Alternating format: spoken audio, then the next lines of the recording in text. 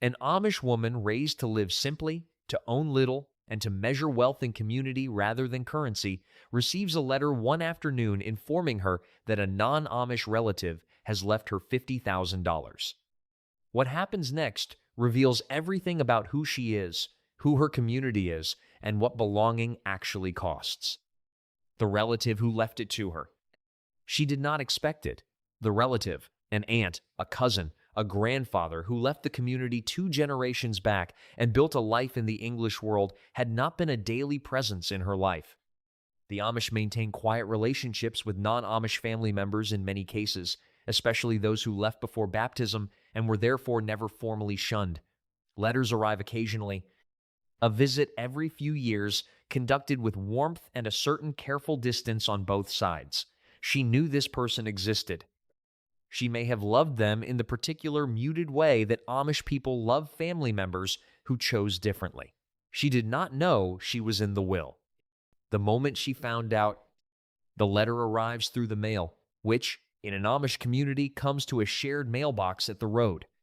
She reads it standing in the lane, and the number $50,000 takes a moment to fully register, not because she does not understand what it means in practical terms, but because $50,000 is more money than most Amish households handle in 2 or 3 years, and she is holding a piece of paper that says it belongs to her, not to the community, not to her husband, to her by name, because someone in the English world decided that her life mattered enough to remember when they were writing down what they wanted to happen to everything they had accumulated. She folds the letter carefully and puts it in her apron pocket and walks back to the house, and she does not tell anyone for the rest of that day. She needs one night to sit with it before it becomes something the world outside her own mind knows about. Who she told and when. She told her husband that evening, after the children were in bed.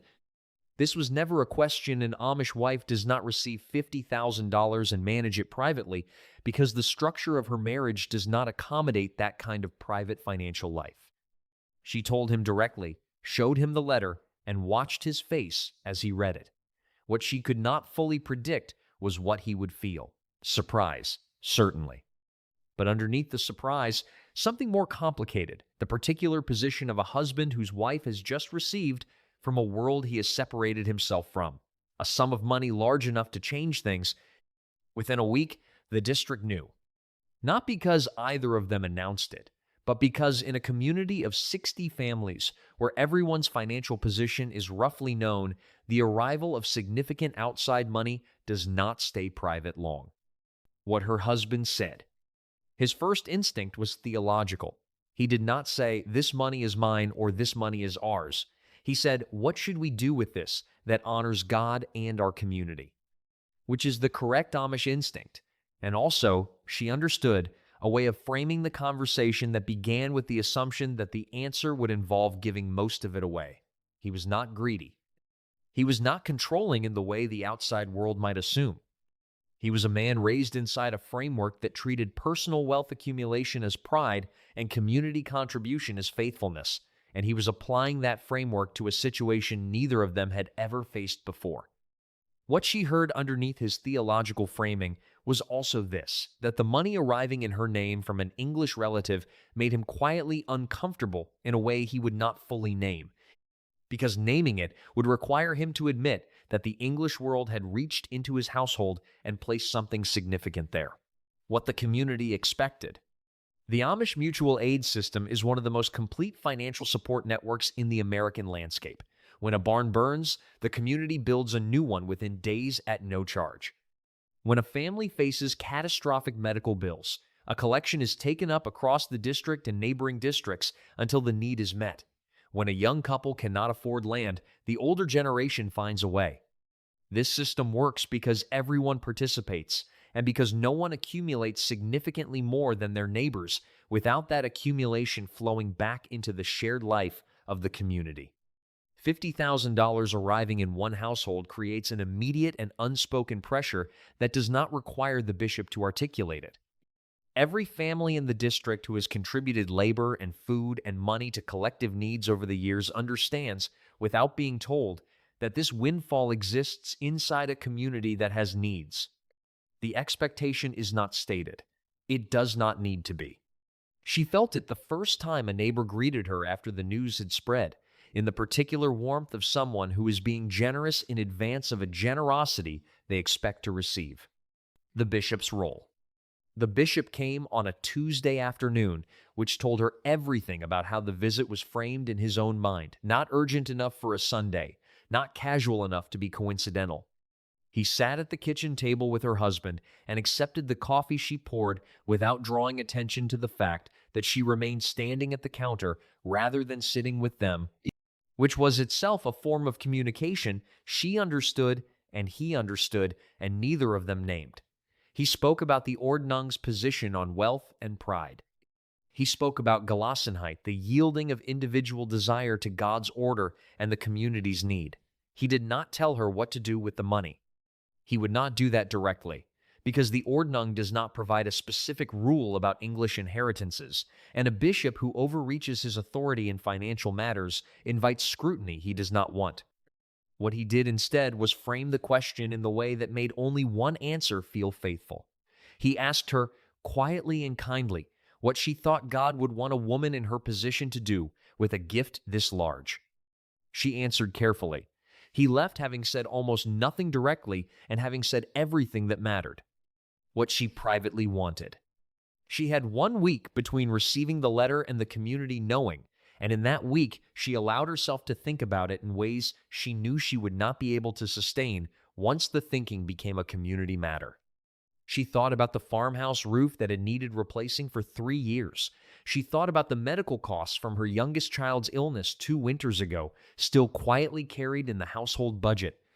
She thought about a small business, a quilt shop, a baking operation, something of her own that the money could seed and that she could run with her daughters beside her.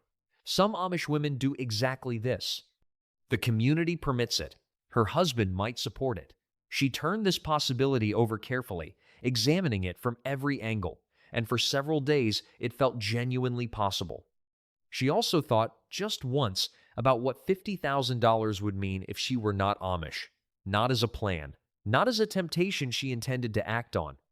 Simply as a fact she let herself acknowledge in the privacy of her own mind before she closed the door on it. What the English world offered. The letter from the estate attorney required a response, which meant a trip to a lawyer's office in the nearest English town. Her husband accompanied her. They sat in chairs that were more comfortable than anything in their home, in an office with climate control and framed credentials on every wall, and a woman in professional clothing explained the process of receiving the inheritance in terms that assumed a familiarity with financial instruments neither of them fully had. On the way home, they passed things. A college campus, a grocery store the size of their entire farm, a movie theater. None of these things were new to her. She had seen the English world before in the particular glimpsed way that Amish people see it, from the edge. But seeing it on the day she was carrying $50,000 in her name felt different, not because she wanted those things, but because, for one afternoon, the distance between her world and that one felt like a choice she was actively making rather than a condition she had been born into. That feeling did not last. But it was real while it was there, and she did not pretend otherwise to herself. What she did with the money. The decision took 3 weeks and involved more conversations than she had expected with her husband, with the bishop once more, with her mother, and with one older woman in the district whose counsel she trusted above almost anyone else's. In the end, the money went in 3 directions. A significant portion, more than half, went into the community's shared medical fund, which covered hospital costs for uninsured families across the district. A smaller portion paid for the farmhouse roof and retired the medical debt from her youngest child's illness.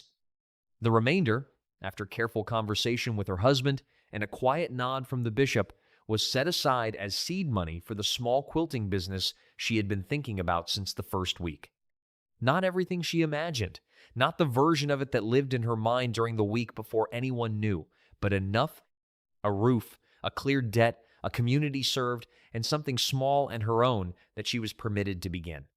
She signed the final paperwork on a Thursday and felt, when it was done, something she had not expected, not relief exactly, but a kind of settledness that came from having made a decision she could stand behind in every direction at once. What her daughters saw. Her three oldest daughters watched all of it. Not from any deliberate observation, they were simply present, the way children in an Amish household are always present. In the room or near enough to it that the texture of what is happening between their parents passes through them, whether anyone intends it to or not. They saw the letter arrive.